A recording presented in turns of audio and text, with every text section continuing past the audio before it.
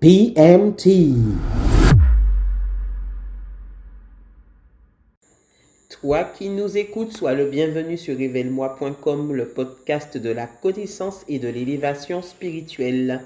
Alors dans ce podcast, nous étudions les sujets qui nous passionnent, la parole de Dieu, le Verbe, qui est à l'origine de toute la création.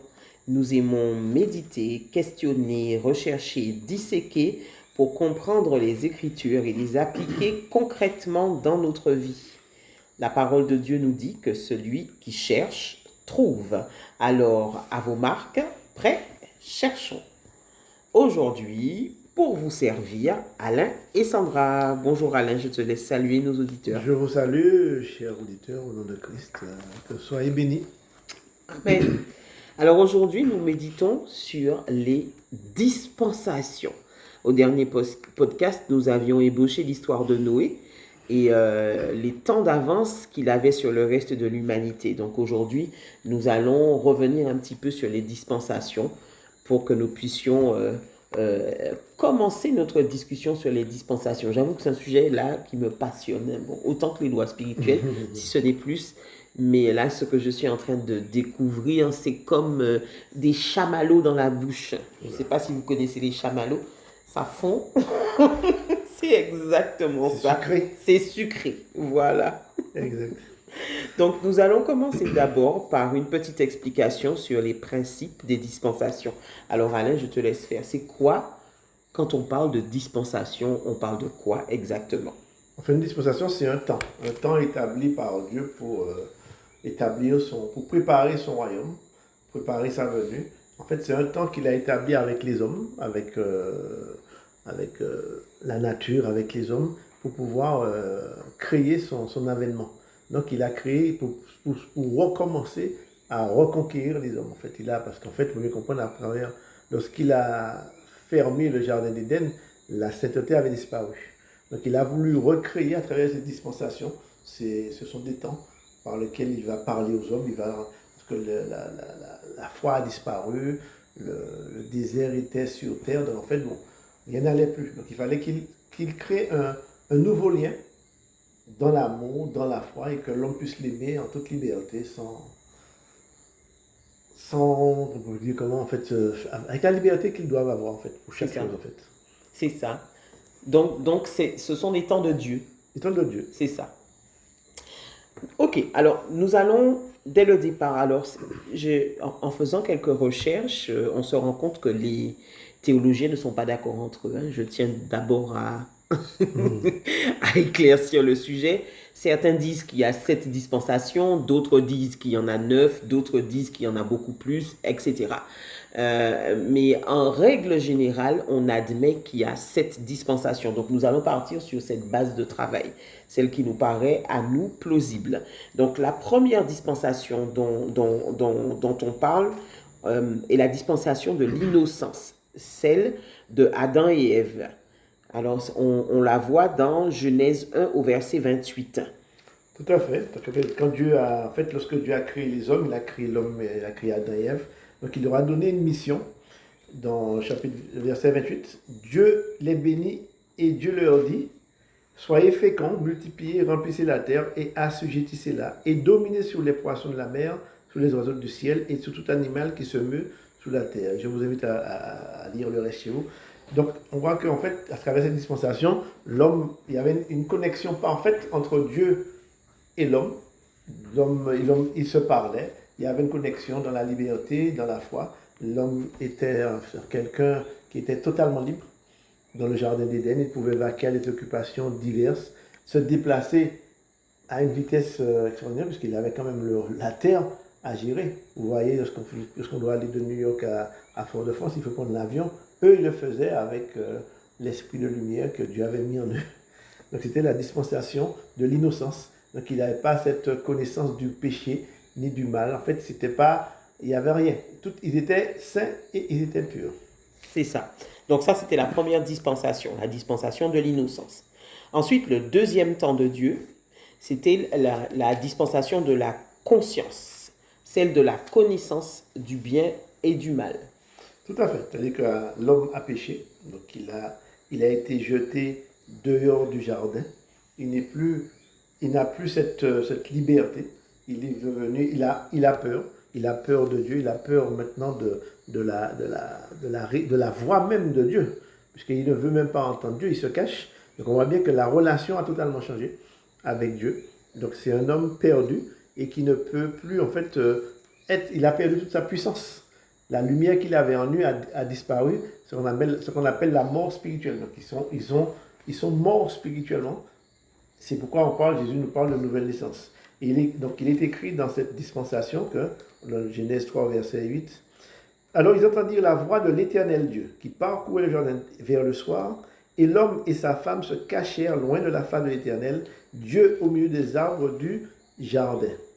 Mais l'Éternel Dieu appela l'homme et lui dit, « Où es-tu » Il répondit, « J'ai entendu ta voix dans le jardin et j'ai eu peur parce que je suis nu et je me suis caché. » Donc on voit bien que l'homme là, il a peur. Avant il parlait directement avec Dieu. Là il a peur, il se cache. Donc on voit bien que la relation a totalement changé. Et ça, c'est ce qu'on appelle la dispensation de la connaissance du bien et du mal. C'est-à-dire qu'il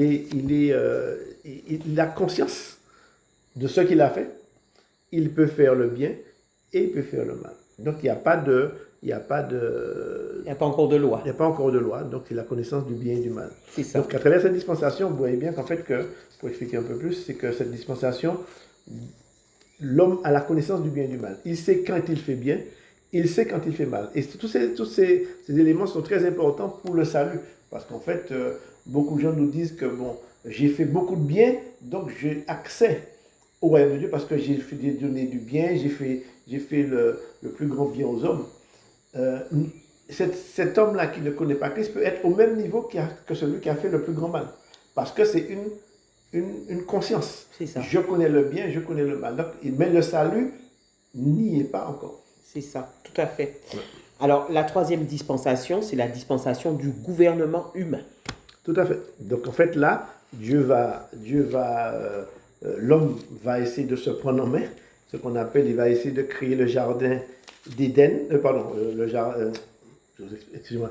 Il a voulu créer, en fait, la tour de Babel, pardon. C'est ça. La tour de Babel. Donc, il a voulu, en fait, créer une tour pour se rapprocher de Dieu. Donc, il fait les choses de lui-même. Donc, il décide de créer la tour de Babel. Et c'est alors, qu'est-ce que Dieu va faire? Eh bien, on va voir la faillite de l'homme. Il ne peut pas s'approcher de Dieu. Dieu va confondre leur langage. Dieu va tous les disperser sur la terre. Et même leur faciès aussi va changer. C'est-à-dire qu'on voit bien que lorsque les hommes, leur langage a changé, mais aussi leur faciès. On voit quelqu'un en Chine, on voit quelqu'un qui est différent, celui qui est à Fort-de-France, qui est celui qui est à Paris. En fait, on voit bien que l'homme n'est plus le même. C'est ça. Son faciès a changé. C'est-à-dire que c'est quelque chose de très important pour que l'homme ne se reconnaisse plus ni dans le langage, ni dans la morphologie. Exact. Donc, c'est quand même terrible ce que Dieu a fait sur les hommes. Ils étaient tous différents. Et on voit, ça se vérifie à travers ce que vous voyez, les peuples à travers le monde. Vous voyez bien qu'il y a des peuples différents, de différentes morphologies. Donc, on voit bien que cette dispensation était quand même la plus terrible pour l'homme, la plus effrayante, parce qu'en fait, ils se sont tous dispersés, des langages différents. Celui-là parle français, créole, allemand, chinois. Et puis une incapacité à se comprendre. Exactement. Oui. Incapacité à se comprendre. Donc, vous voyez bien, lorsqu'on nous a dans un pays étranger, puis quelqu'un nous parle anglais, et puis on ne comprend rien, ou bien espagnol, on est totalement perdu. Donc, en fait, c'était ça un petit peu. Mais là, on peut essayer de baragouiner, mais là, c'était nouveau. C'était des langages nouveaux. Oui. Et personne ne se comprenait. Sauf si j'entendais quelqu'un parler comme moi, j'y allais. C'est ça. Donc, c'est le verset 11, chapitre Genèse 11, verset 7. Allons, descendons, et là, confondons le langage, afin qu'ils n'entendent plus le langage les uns des autres. L'Éternel les dispersa loin de là sur la face de toute la terre, et ils cessèrent de bâtir la ville. C'est pourquoi on l'appela du nom de Babel, car c'est là que l'Éternel confondit le langage de toute la terre, et c'est là que l'Éternel les dispersa sur la face de la terre. Donc là aussi, en fait, on a vu qu'il les a dispersés. Langage, faciès, tout a été changé. Voilà. Alors, la quatrième dispensation, c'est la dispensation de la promesse. Exactement. Avec Abraham. Alors là, Abraham, Dieu choisit un homme. Et il lui fait des Il lui promesses. fait des promesses. Il a dit que si tu pars, toi, de ta famille, tu vas dans le pays où je te montrerai. C'est C'est ça. pas évident pour Abraham de quitter sa famille. C'est déjà toujours, comme on dit, un langage qui dit que partir, c'est mourir un peu. C'est ça. C'était un peu difficile pour Abraham de quitter sa famille, de s'en aller. Et je crois que là, c'était le début de la relation entre Dieu et les hommes. Dieu choisit un homme. C'est une dispensation qui donne à Dieu l'opportunité de recommencer avec l'homme. On voit que Melchisedec, Une relation. Melchisedec s'approche d'Abraham. Il y a quand même une relation déjà entre le ciel et la terre, c'est-à-dire que les relations se refont. Il y a une connexion à nouveau. C'est ça. Où Dieu veut rétablir le principe de sa souveraineté sur la terre et sur l'homme. C'est ça. Donc, il le fait par étapes. Il le fait par Alors, il commence par Abraham avec la dispensation de la promesse. Exactement. Ensuite, en numéro 5, la dispensation de la loi avec Moïse. Exactement. Je veux vous lire quand même, avant de passer ce verset, en fait, c'est les lois, en fait, lorsque Dieu donne à Abraham, en fait, c'est sa promesse. Il lui fait aussi, il lui dit que celui qui te bénira sera béni, celui qui te maudira sera maudit. En fait, on voit que Dieu met une onction quand même sur Abraham. C'est-à-dire qu'il met un sceau. C'est-à-dire qu'on ne peut pas toucher Abraham. C'est-à-dire que c'est son enfant, il l'a choisi. On voit que tout ce qu'il fait aussi est béni. C'est ça. Malgré les épreuves, bien sûr. C'est ça. Mais on voit que Dieu met un sceau sur lui. Il dit, si on te touche, l'homme sera maudit. Et si on te fait du bien, celui qui te fait du bien sera aussi béni. Donc en fait, on voit quand même que l'action de Dieu sur Abraham, qui était quand même extraordinaire. Donc ensuite, en 5, la dispensation de la loi. La loi, en fait, c'est la loi que vous allez pouvoir lire, en fait, dans tout le chapitre d'Exode 22. Exode 22, les lois civiles, les lois que Dieu donne aux hommes, à son peuple, donc, à travers Moïse. Donc il établit la loi. Donc la loi, en fait, maintenant, c'est la loi, en fait, où Dieu vraiment là, il est en contact avec l'homme. Il leur dit, voilà comment me servir. Voilà.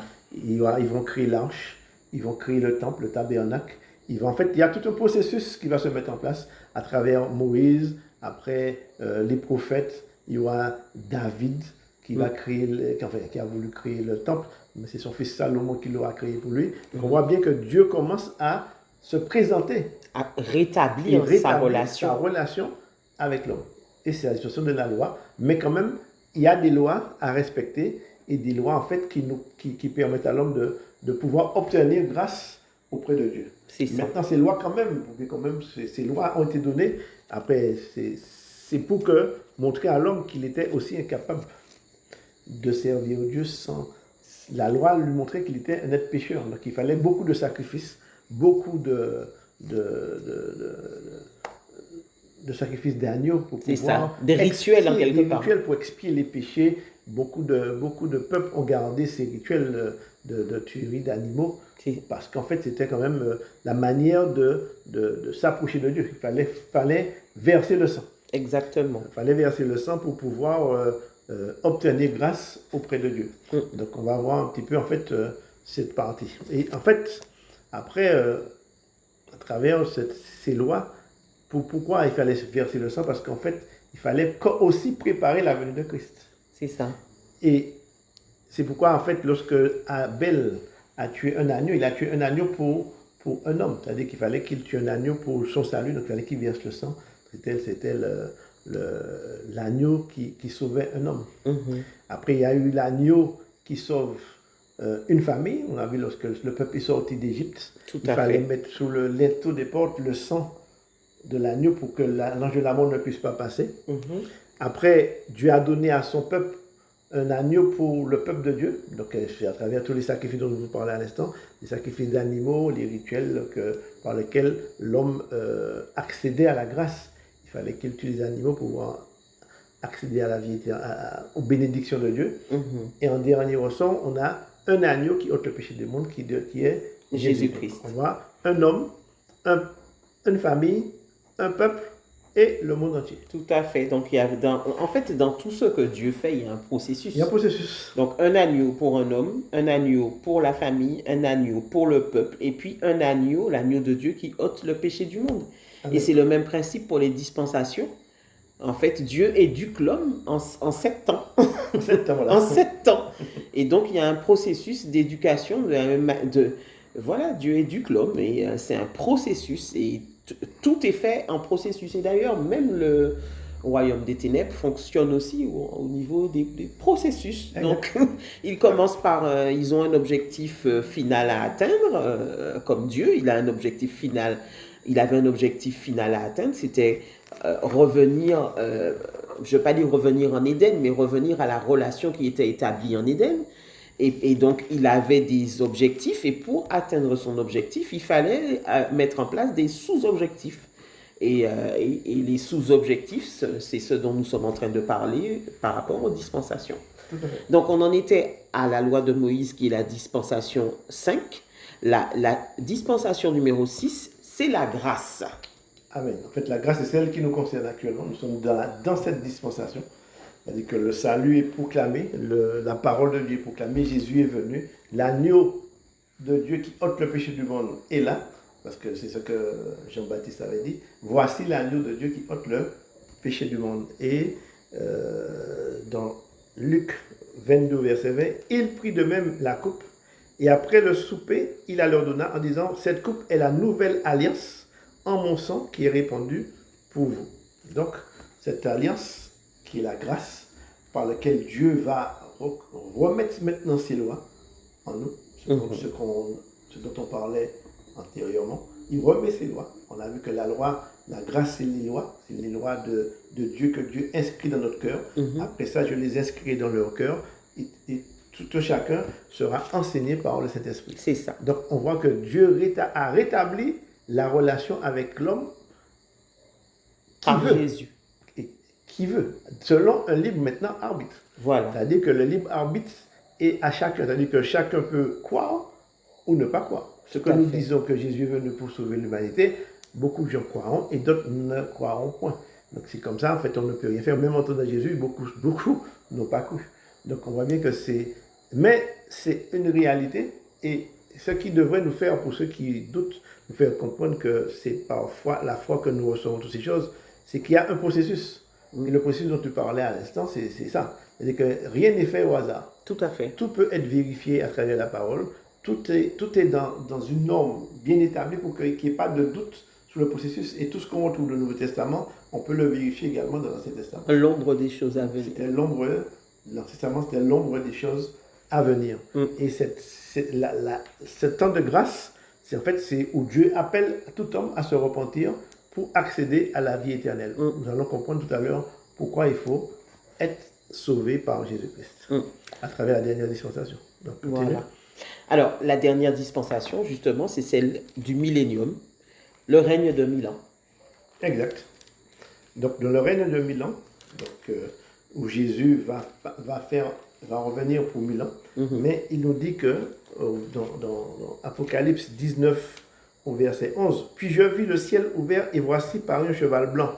Celui qui le montait s'appelle fidèle et véritable et il juge et combat avec justice. » Vous pouvez lire le reste chez vous. Je parle ici directement au chapitre 20 au verset 1. « Puis je vis descendre du ciel un ange qui avait la clé de l'abîme et une grande chaîne dans la main. Il saisit le dragon, le serpent ancien, qui est le diable et Satan, et il le lia pour 1000 ans. Il le jeta dans l'abîme, ferma et scella l'entrée de dessus de lui, afin qu'il ne séduise plus les nations, jusqu'à ce que les 1000 ans soient accomplis. Après cela, il faut qu'il soit délié pour un peu de temps. » Donc pendant ces 1000 ans, où Jésus revient, donc Jésus va appeler à lui tous ses enfants, tous ceux qui sont nés de nouveau, tous ceux qui ont cru en Jésus-Christ, tous ceux qui ont cru en sa parole, tous ceux qui ont reçu aussi le Saint-Esprit, puisqu'il est bien parlé de noces de l'agneau. On a vu la semaine dernière que cet homme qui n'avait pas d'habit a été jeté à l'extérieur. Oui. Et les noces de l'agneau, c'est cette nouvelle, la joie est revenue entre Dieu et les hommes. S'il y a noces, c'est qu'il y a alliance. Exact. Il y a alliance, on a vu tout à l'heure dans Luc 20. L'alliance est rétablie et Dieu fait cette alliance avec son peuple.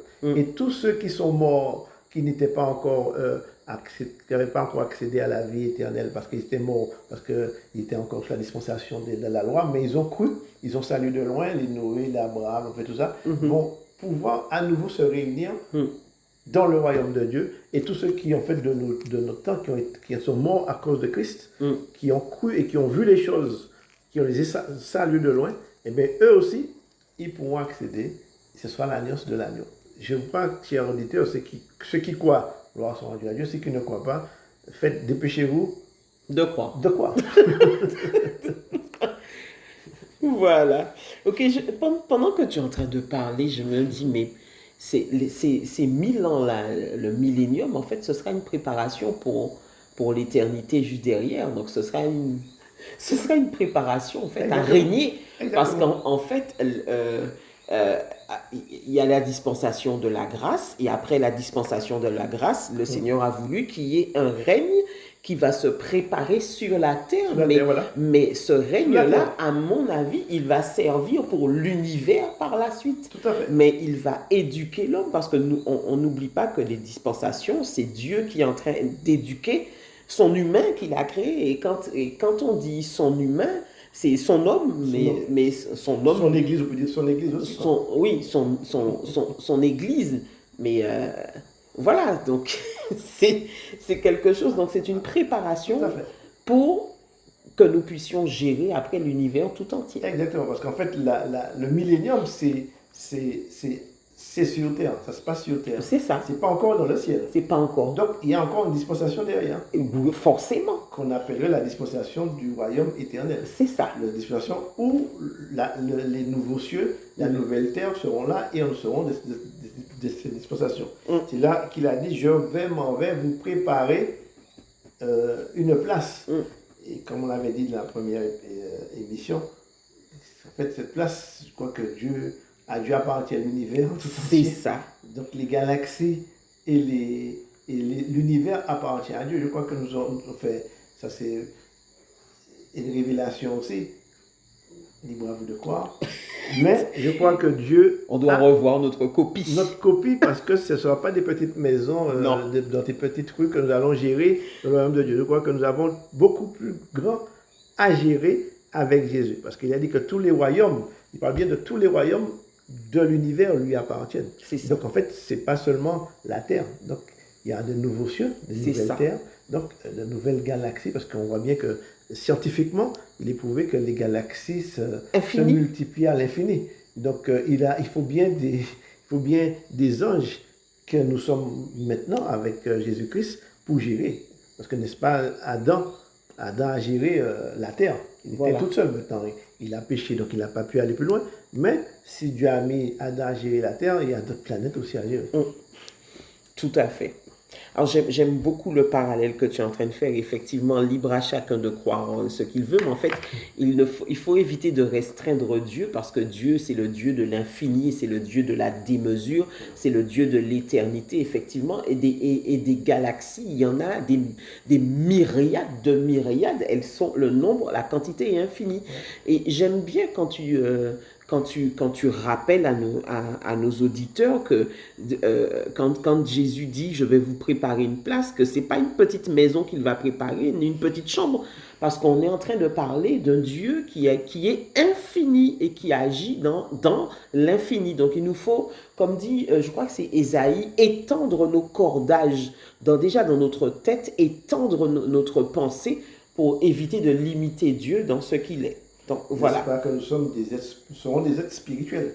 Tout à fait. Pas de chair et de sang, mais des êtres spirituels. Donc en fait, nous avons une possibilité de déplacement. On a vu Jésus revenir, il est passé à travers, il est passé du ciel et sous la terre, il est passé à travers les murs. Donc en fait, son corps n'est plus un corps charnel avec ses faiblesses, avec sa petitesse, mais avec un corps glorieux, quelque chose d'extraordinaire. On a vu, si vous lisez dans Apocalypse 19, comment Jésus-Christ était, des yeux qui sont flamboyants, avec, comme il dit, je vais le lire, pour bien vous faire comprendre que c'est du sérieux. Ses yeux étaient comme une flamme de feu, sur sa tête étaient plusieurs diadèmes, il avait un nom écrit que personne ne connaît, si ce n'est lui-même. Il était revêtu de vêtements teints de sang, son nom est la parole de Dieu. Les armées qui sont dans le ciel le suivaient sous des chevaux blancs, revêtus de fin lin, blanc pur. Dans sa bouche sortait une épée aiguë pour frapper les nations.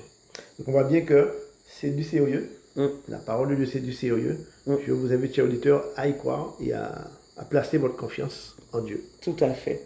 Alors, tout à l'heure, on disait que les dispensations, en fait, c'était Dieu qui éduquait le genre humain. Et on disait que ça s'était fait en 7 temps, exactement comme la création du monde. En fait, ça a été fait en 7 jours et l'éducation du genre humain s'est fait en 7 temps. Alors, on a pris le temps quand même d'analyser les différentes dispensations. Alors, la première dispensation, c'est le monde parfait. L'homme est en compagnie de son créateur et là, c'est l'entente parfaite, le monde parfait, jusqu'à ce que le serpent arrive et qu'il tente Ève et que Ève tombe dans son piège.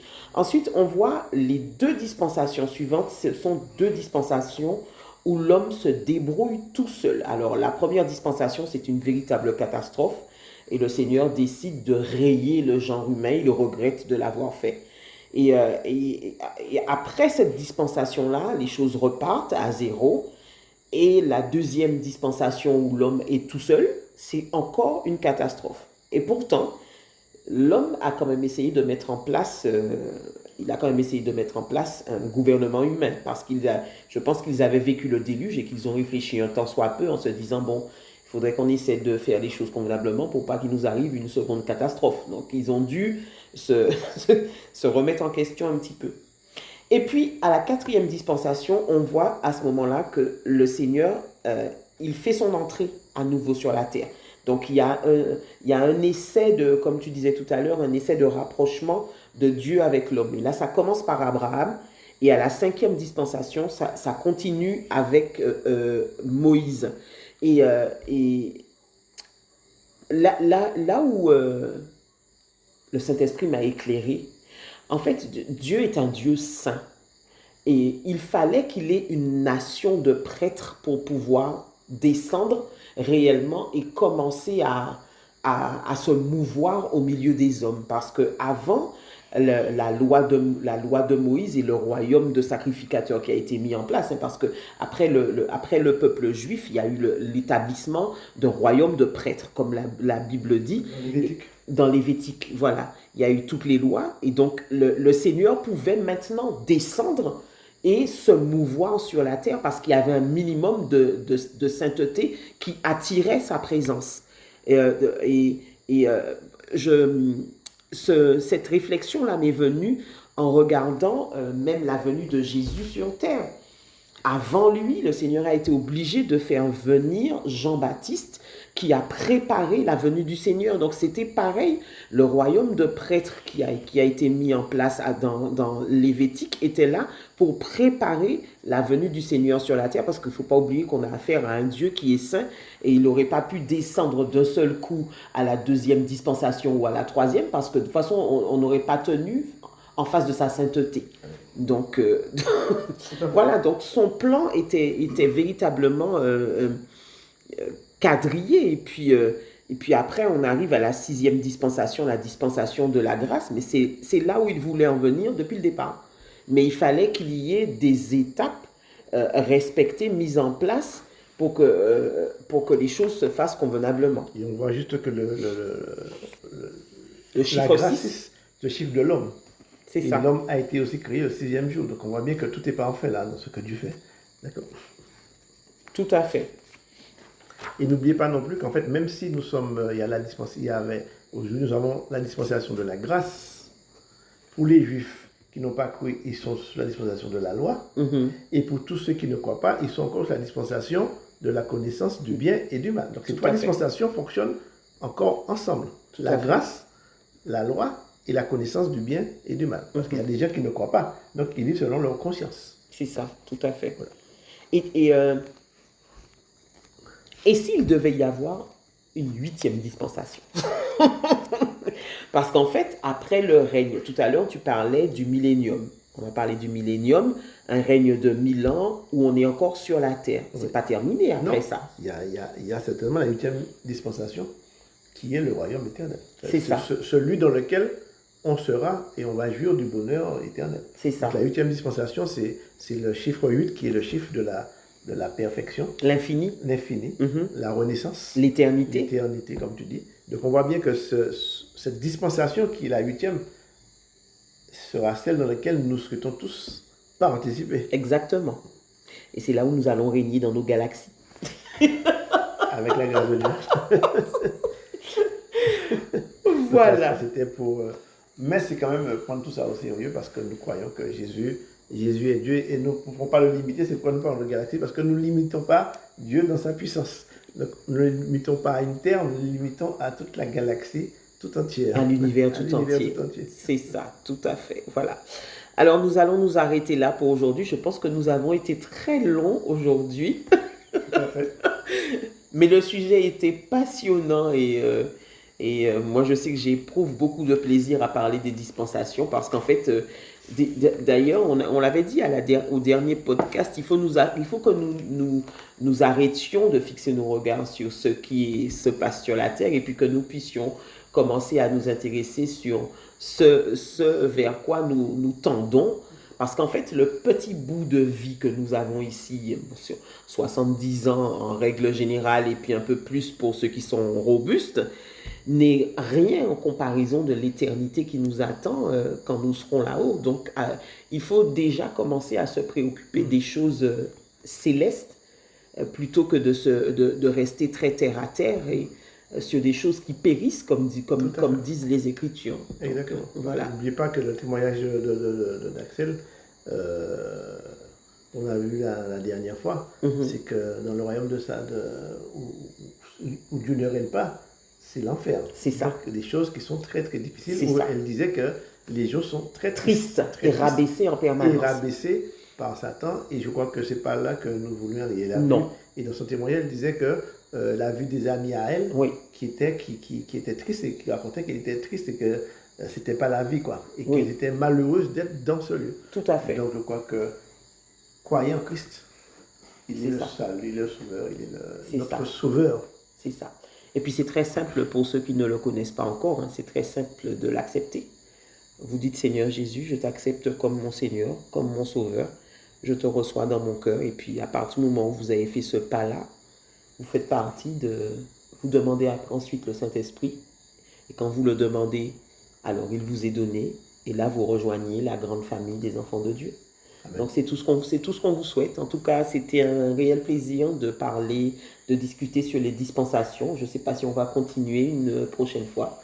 Mais en tout cas, nous vous remercions de nous avoir suivis. Et puis nous vous disons, soyez bénis. Et puis à la semaine prochaine. Amen. Que Dieu vous bénisse tous et que la foi grandisse dans vos cœurs. Amen. Ciao.